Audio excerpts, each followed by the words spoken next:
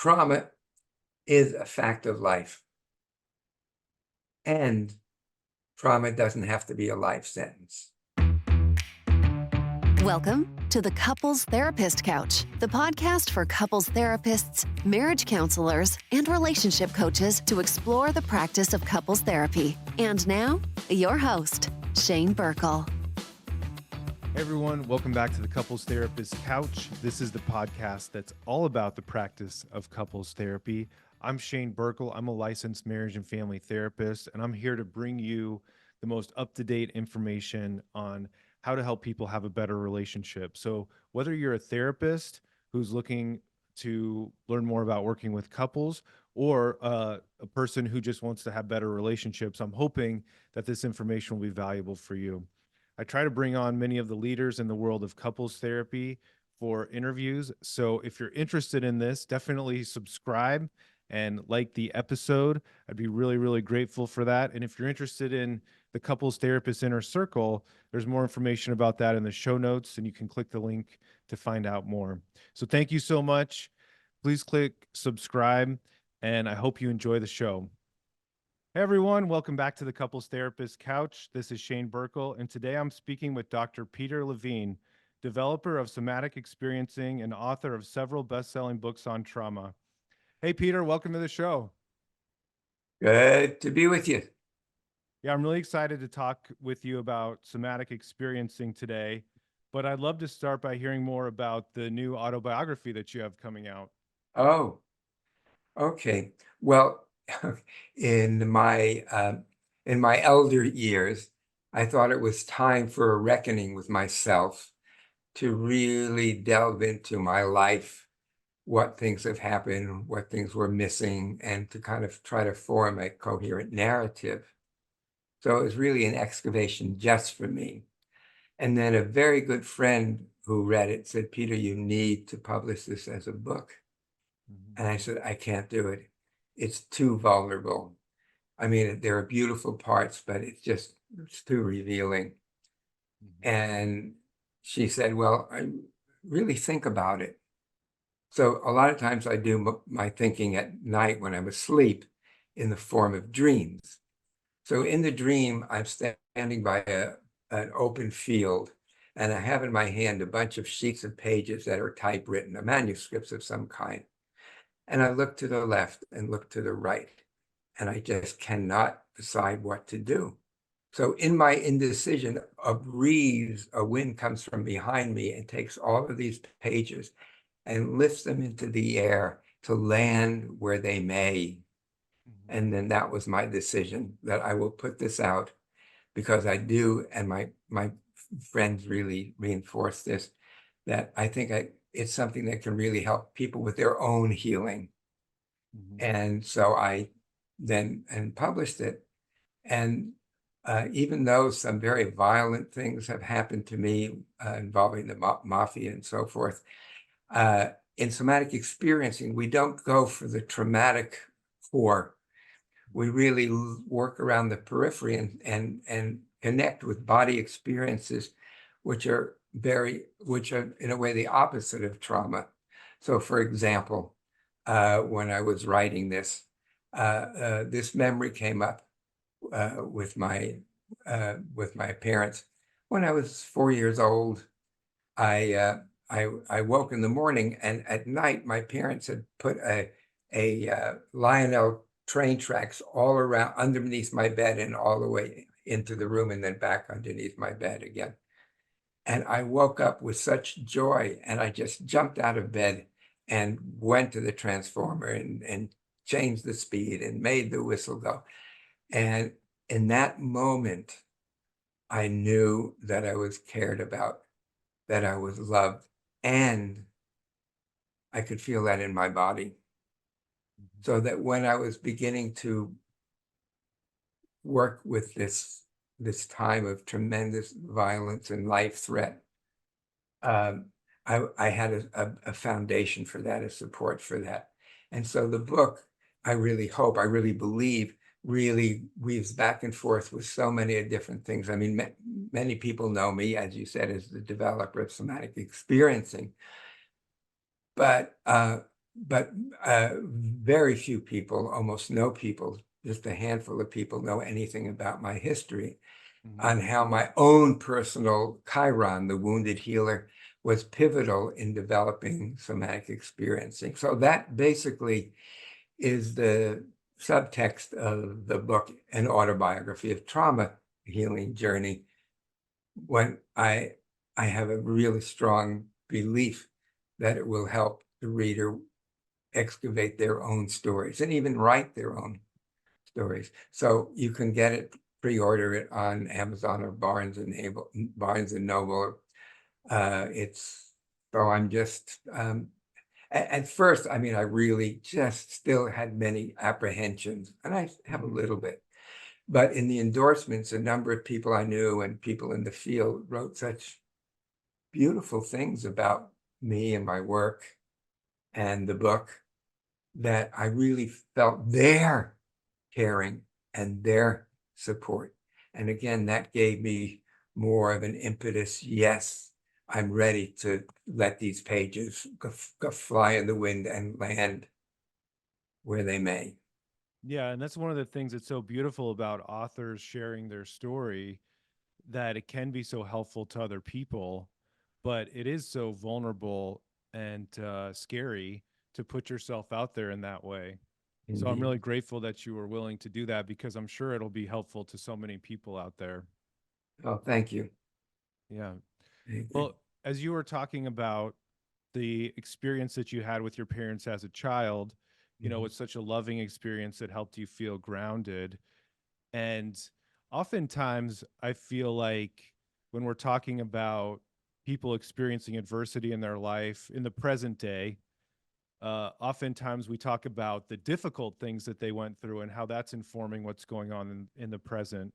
But can you just talk a little bit more generally about somatic experiencing, and maybe for those listeners who aren't as familiar with it? Yeah, somebody said, there is no present, there is no future. There's only the past replaying itself over and over again. I think it was Faulkner said something like that. And it is, I mean, many traumas we have some memory of, conscious memory of, but many, probably even most, are way down hidden in the unconscious realms and the nonverbal realms. And so how to work with those, how to excavate those memories, those experiences, and bring them to a healing conclusion so that they can be put in the past where they belong. And sometimes just out of the blue, we're at a party and somebody introduces themselves to us, and all of a sudden we're just in an emotional state. We're frightened or we're angry, and our body stiffens. But where is that coming from?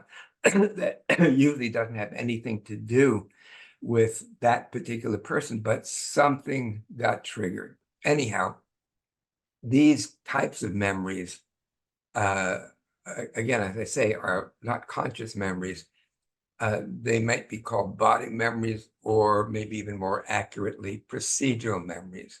So, for example, if we learn how to ride a bike, and we learn that just by having a parent or a sibling, older sibling with us and supporting us as we moved, and then letting go, and then that's something that you never forget. Like skiing, once you learn it, it's still in your body. It's in your body memory. Those are positive things. Those are adaptive things. However, what happens when we're traumatized and our bodies react by stiffening and contracting and twisting? Well, that's very different. And those also last with us, go with us for all of our lives until we're able to complete those responses that were overwhelmed at the time. Freud, I think, in a way, said one of the best definitions of trauma. That was before we got into this whole Oedipus stuff.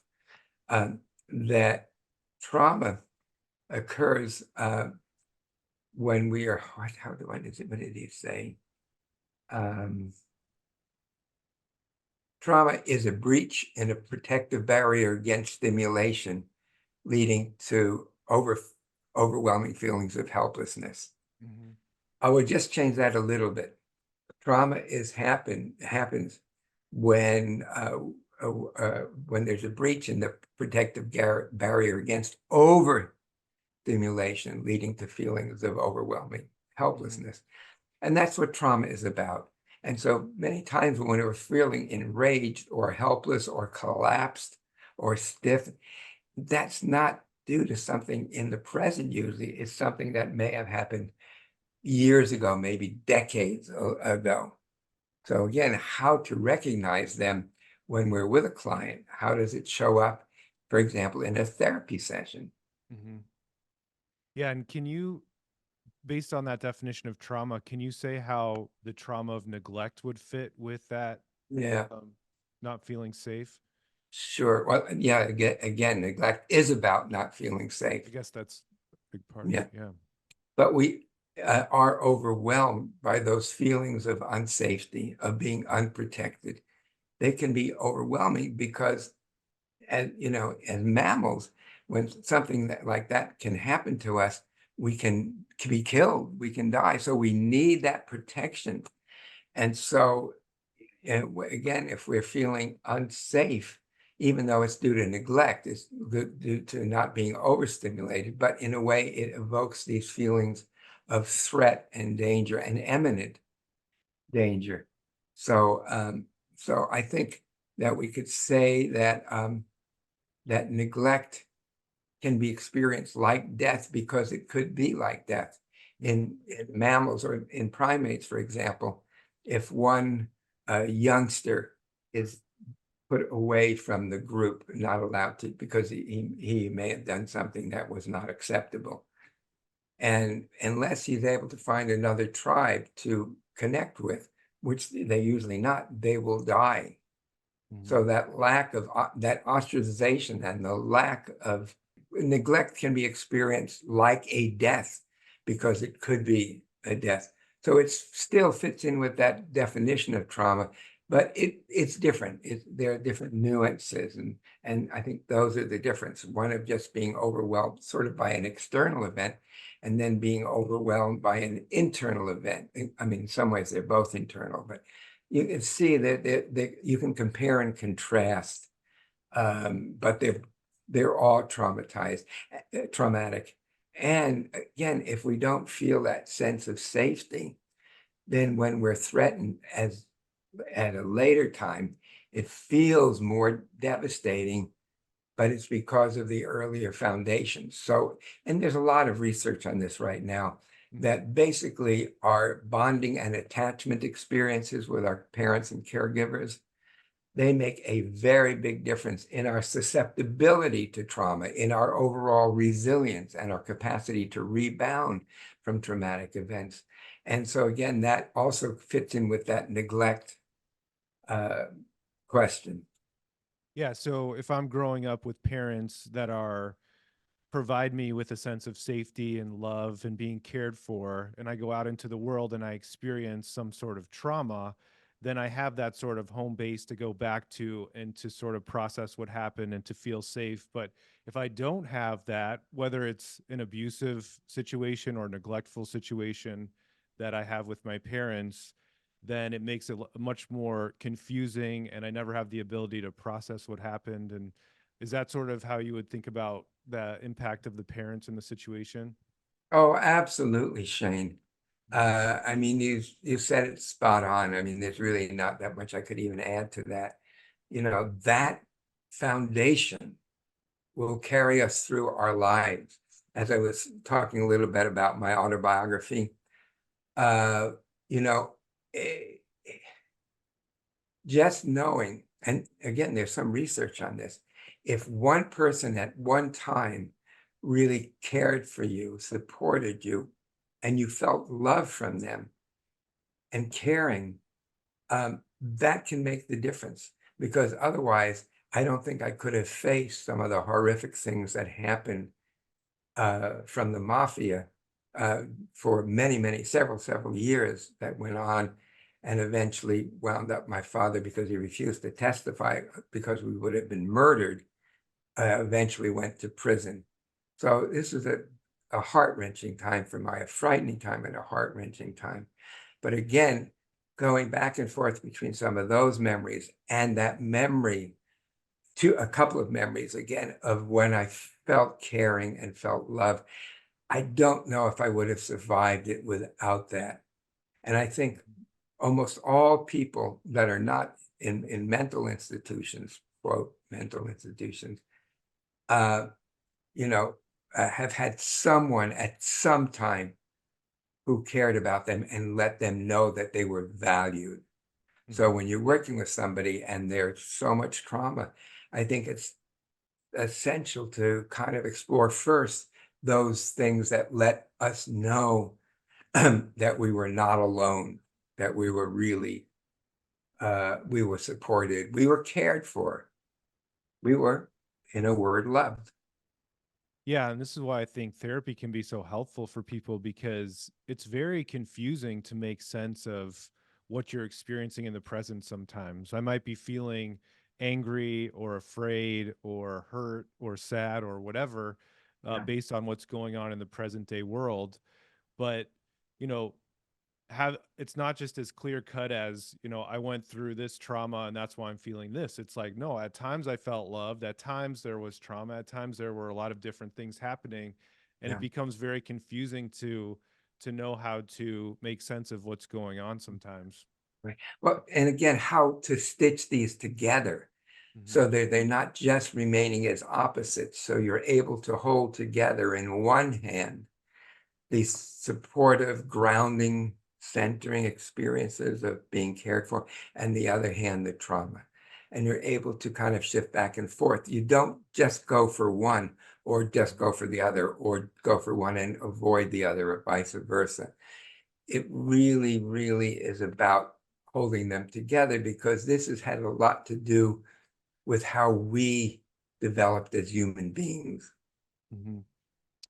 So I'm curious. I'm wondering if we could shift a little bit. I feel like as we're talking, I'm thinking about so many relationship situations that I see with couples, where it's almost like when couples are in a state of stress, they start to feel that sense of that they're not safe. They start to feel like I really need this Yeah. person to love me and care about me. And if that's not what I'm feeling, then there's that feeling that it's not safe, and it can become very difficult to figure out why the relationship doesn't feel like it's working. Yeah. I'll tell you, I mean, first of all, I don't know how anybody could do couples therapy without some knowledge or ability to deal with trauma when it comes up. Okay, so here's a specific example. Number of years ago, 25 years ago, 20, 25 years ago, I was asked by one of my students to see a couple that she had been working with in couples therapy. Mhm. And so I agreed to do that.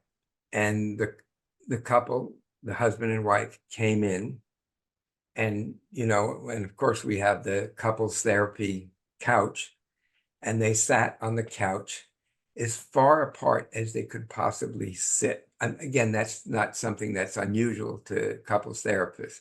It does say something about the dynamics of the relationship. But this was extreme. And again, if they could be on other sides of the room, they probably would have been, but they were as far away as possible. And I'm wondering what in the world is going on here. Because the person who referred them was an excellent couples therapist. Um, so, but I noticed something that was curious. They both had a scar that went across their throat. Hmm. And I thought, well, maybe they had a thyroid condition that needed to be operated on. I didn't really realize what it was about at that moment. But then when I started to work, as we do in somatic experiencing, with these unconscious nonverbal memories, the following memories came up. So they were driving somewhere in their Volkswagen bus, and they came across a hitchhiker, And so they stopped, and the hitchhiker came in at the back of the VW bus, and they were in the front, and they were driving. And then the person was totally crazy and took a knife and slit both of their throats. I mean, and they were almost decapitated. Oh my God. Thankfully, they were just a few minutes from an emergency room, and that saved their lives. So any time that they got closer to each other, that memory reactivates as a body memory. So I worked with each one of them individually while the other one was present. Mm-hmm. And each worked with their, with the horror and terror of this. And it was so rewarding. At the end of the session, they were just sitting together, holding hands, looking at each other, and in a way falling in love again. Mm-hmm. So again, that's an extreme example, but it is an example of the kinds of things that make it difficult. So if we've had sexual trauma in our life, well, it's very likely that when then the couple tries to be intimate or wants to be intimate, then instead the body stiffens, the breathing constricts, and they just then go into an avoidance pattern. And until you work with that and heal some of that, then they're not going to be able to find the closeness. And even if they have conscious memories or emotional memories, still their body stiffens, and you have to work again with those body memories, with those procedural memories, so that they don't stiffen, or so that they can connect. And sometimes when, for example, a person relives a memory or understands a memory and has emotions about the memory, and then they still can't connect, I think they feel even more hopeless. And until you work with the body revulsion, the body memory of the revulsion, then they're not going to be able to connect. And so that's why I think that I don't know. I mean, of course, to some degree, there's normal run-of-the-mill, couples therapy, but so often there are traumatic events and body experiences that are keeping them from connecting with themselves, connecting with each other, and being able to share a warm, connected embrace. Mm-hmm. Yeah, and I'm wondering if we could get into that a little bit deeper, even as far as explaining what happens for people that, they start off by sitting on separate ends of the couch, and then 2 hours later, they're feeling a sense of compassion for each other and understanding and love for each other. And maybe, I mean, that was a shared experience, but I think, Yeah. oftentimes we see a dynamic where Mhm. one partner A's trauma from childhood is coming up against partner B's trauma from childhood, and it creates this dynamic where both of them feel a lack of safety in the Yeah. relationship. But Yeah. when you work with them, what's happening that allows them to move into a more authentic understanding of what's going on? Yeah. Well, I think the operative here is safety. Mhm. And safety is not a mental concept. It's very much a bodily concept. And so if you feel unsafe in your body, everything in the world will seem unsafe, of course, including your partner. So how to go from trauma to safety? Trauma involves two main systems. One system is the fight or flight system, and the other system is the freeze and collapse system. And if we're stuck in either of those, then we absolutely do not feel safe. And so how to move from there to safety. And there are a number of types of exercises and so forth that I teach clients and work with, that they move from those defensive responses to what my really dear friend, colleague Stephen Porges calls the social engagement system. So we're not in fight or flight, and we're not in freeze and shutdown. Our default mode should be social engagement. We care. We like to connect. We want to connect with each other. I mean, even doing this on Zoom, for me, I'm getting to feel you a little bit. I'm getting to know you a little bit. And this, brings a feeling of goodness and enjoyment.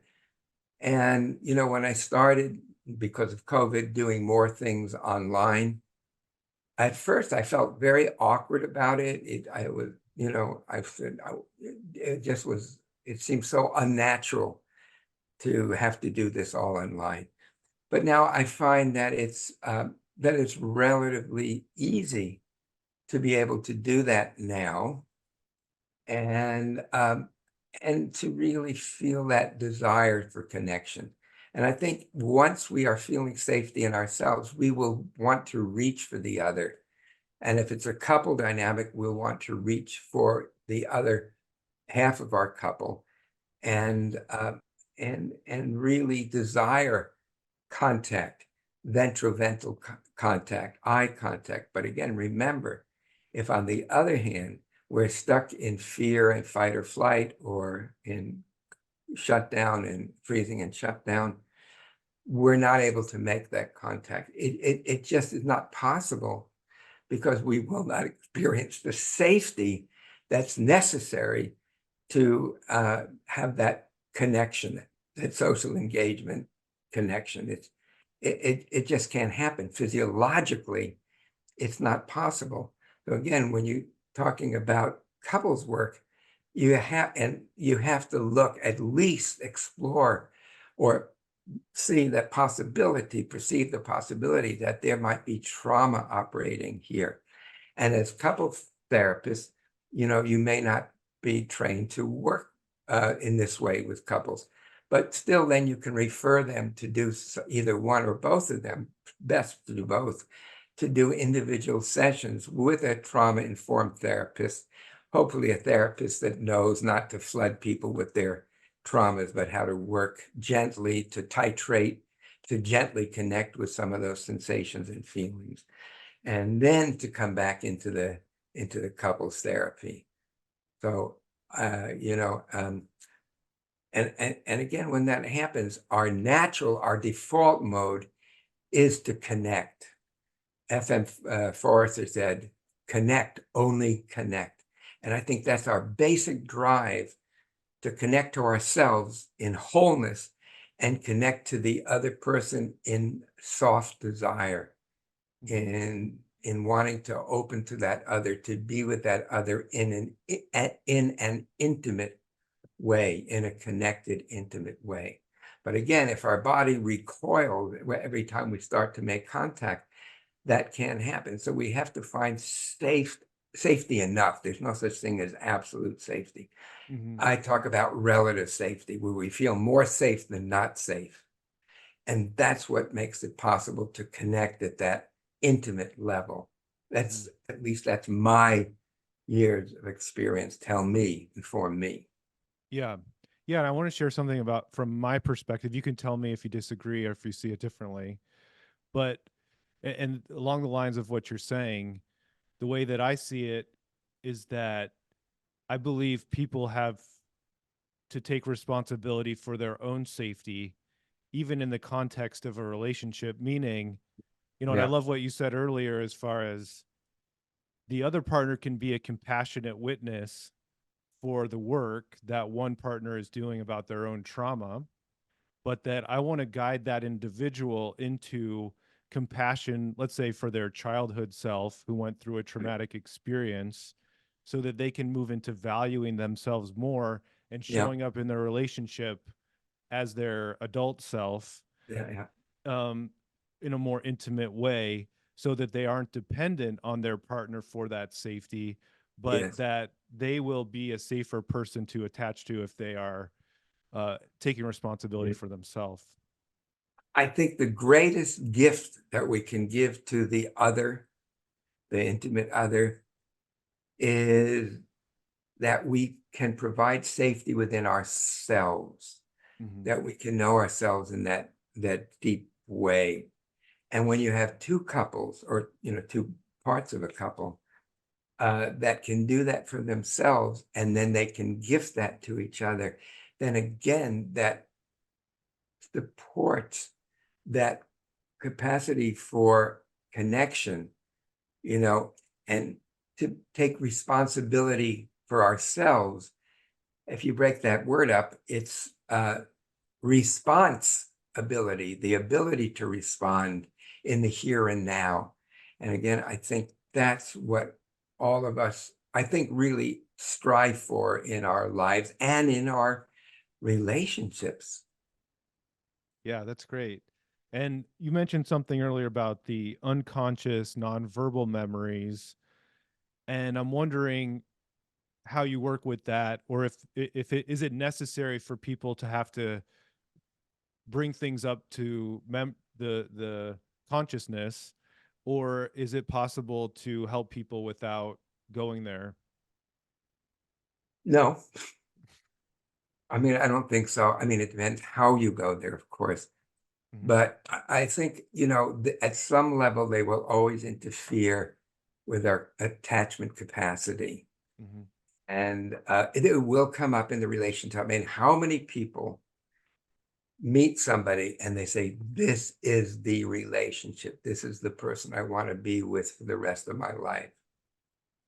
And then some months later, it's like, oh my God, this is happening again. You know, that song by Bob Dylan, oh mama, could that really be the end, to be locked inside a mobile with the Memphis Blues again? So we find that our belief, our initial hope for safety with that person gets dashed.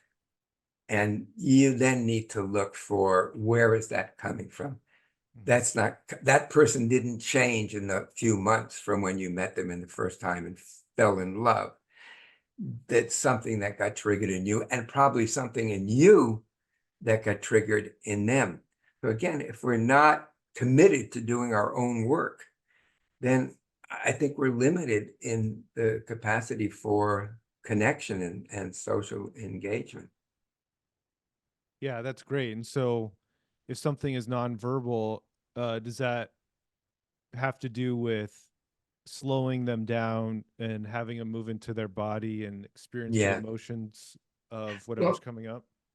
yeah, experience the emotions, but even more so, experience the sensations.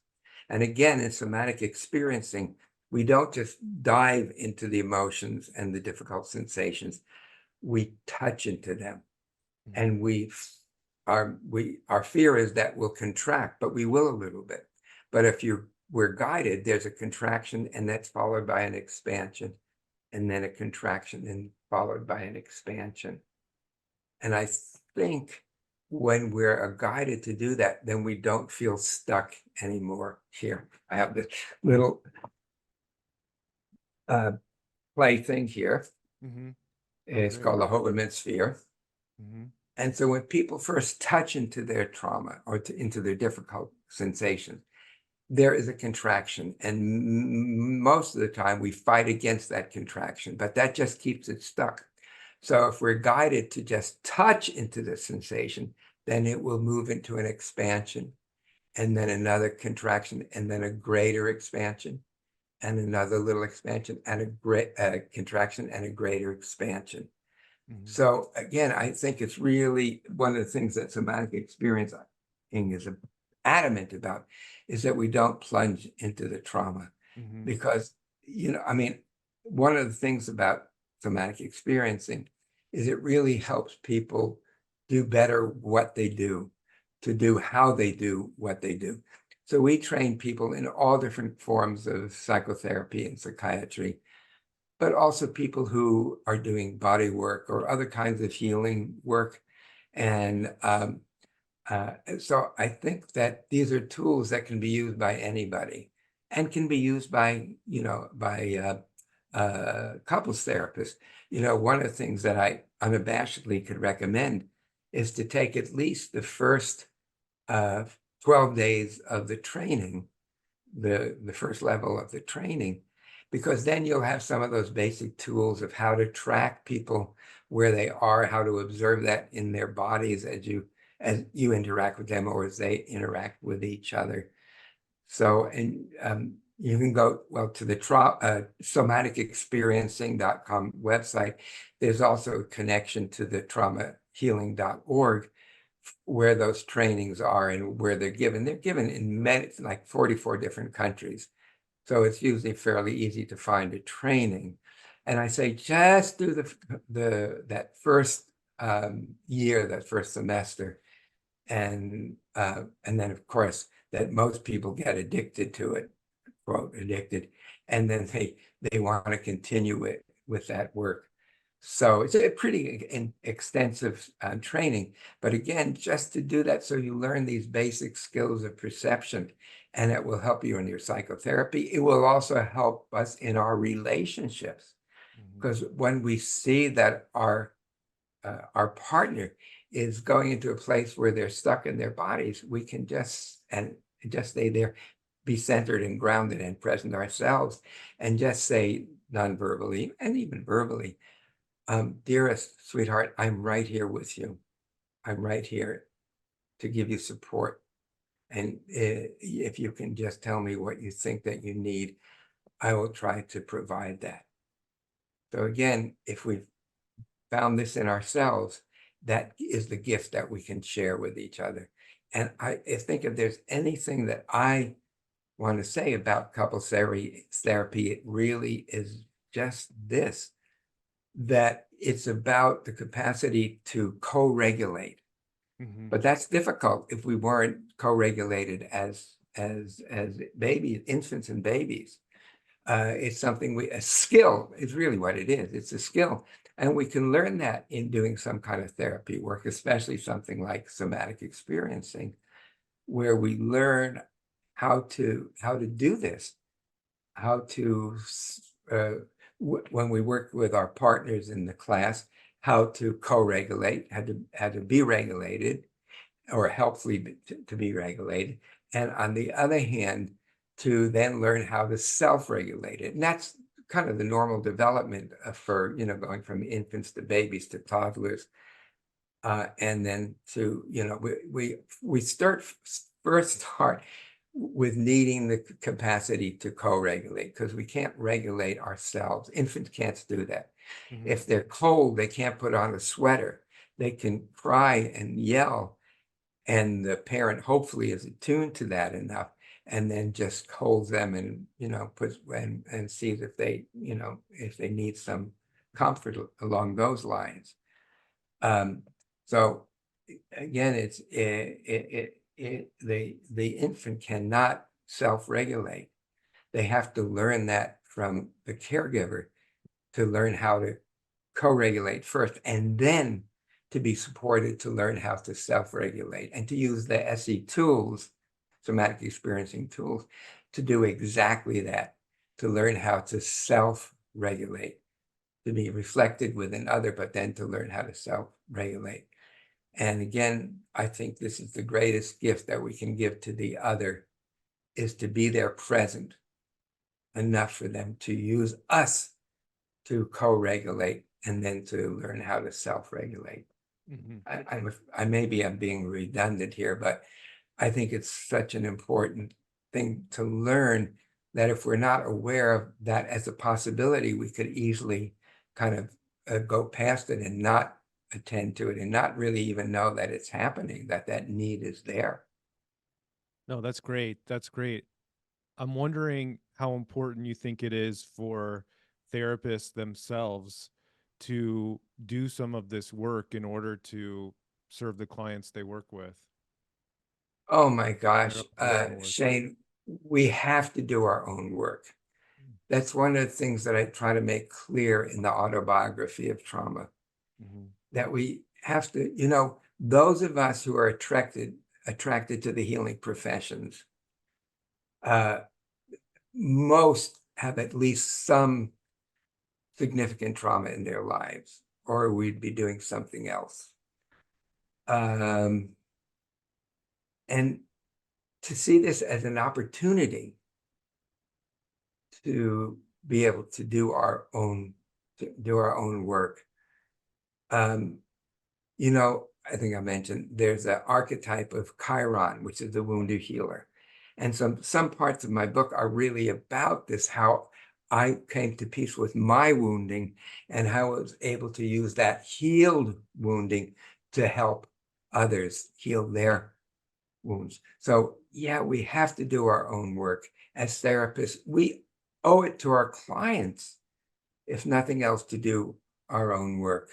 I, I mean, I don't see how people can be therapists without doing their own work.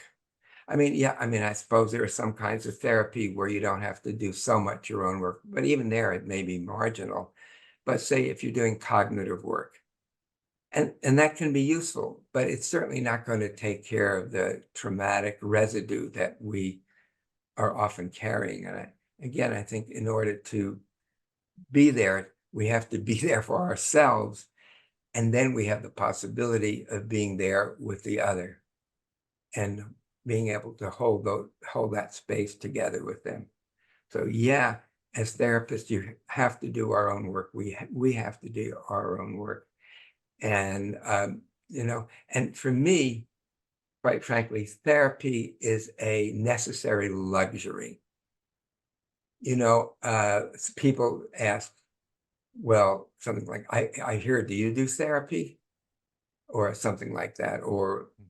And I say, yes, absolutely. I do therapy.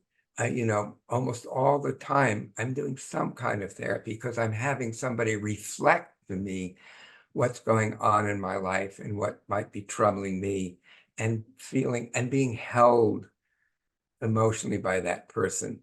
So I work with somebody here who does really good attachment work. So I'm always working on my attachment issues. We all are always working on our attachment issues. Mhm. And then I teach quite a bit in Switzerland. So I'm in Zurich a lot of the time. And so, of course, I work with a Jungian, an 86-year-old woman who's really just delightful. And so we'll work with dreams, or even work with the I Ching. And, even though I don't see her that often because I'm teaching and I'm not in town a lot of the times, I really look forward to that kind of support, and that feeling of feeling safe enough, adequately enough to bring up what might be difficult to bring up. Shame, for example, is a very difficult work to work with for all of us, for individuals. But I've seen it even watching videos in supervision, that the posture of shame starts to come up with the person, and that the therapist deflects them away from dealing with the shame Mm, because of their own unresolved shame issues. So again, right. there are so many things we really have to clear on our own work, so uh, we don't interfere with our capacity to do therapy with our patients or with our clients. It's absolutely necessary, and it enriches our lives. And again, it's like in my therapy, I don't really work with traumatic material per se because I've done a lot of that work. And in the autobiography, I talk about one of my students helping me work with this horrific trauma, and how I'm able to put that in the past and really go forward in my life, because otherwise that was holding me back. So, so again, but of course, you never know when a trauma might come up. But when it does come up, sometimes it's in a dream, and the dream, it actually is a specific memory of a medical procedure that I had many, many, many, many years ago in my 20s. And I just woke up and I said, oh my goodness, that's great. It looks like I just got the final residue of that, and it's really gone. It's really back there, and I could think about it if I wanted, but there's no charge to it. So, so I don't know what your question was, but No, that's great. I completely agree. And I'm just so grateful for this conversation. I know we're getting close to the end of the time, and I think, you know, I think that all couples therapists should have some background in trauma. So I'm so grateful that you mentioned that the level 1 training that people could take yes, advantage of. And I'll make sure and put a link to that in the show notes. And I'll make terrific, sure terrific. to put a link to your book in the show notes. Anything Great, else that thanks. you'd like to mention for people? Yeah. Well, I think on the website there are a number of my books. The first book I wrote was Waking the Tiger, Healing Trauma. I wrote that in 92. It eventually got published in 96. And that's been a bestseller. And then my book, In an Unspoken Voice, How the Body Releases Trauma and Restores Goodness. And then more recently, Trauma and Memory, Brain and Body in the Search for the Living Past. Yeah, well, thank you so much. I'm just so grateful for all your work over the decades to the field of psychotherapy. And thank you so much for coming on and talking about this. Anything else, any final thoughts before we end for today? Okay, here's one. Trauma is a fact of life. And trauma doesn't have to be a life sentence. And I believe that deeply in my soul, in my experience, in my learning over the many decades.